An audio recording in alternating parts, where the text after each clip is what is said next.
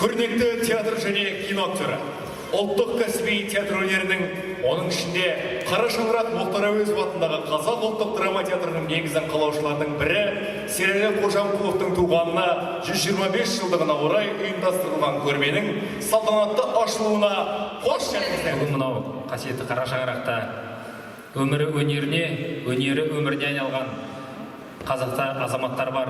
Соның бірі және бірегейі Серәлі Қожамқұлов, халық арасында Серке Қожамқұлов дейді, Сераға дейді.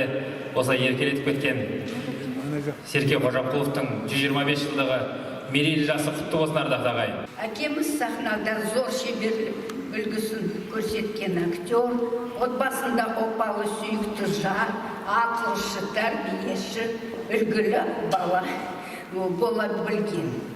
Өнер деген сыр сандық.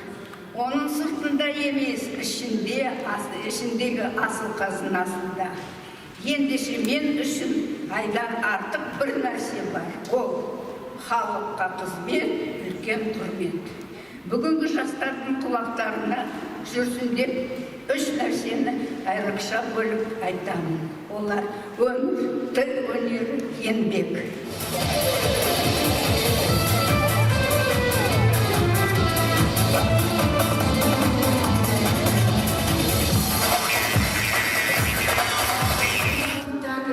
На «Вьетнам жұлдызы» деген спектакльдеріміз бар еді.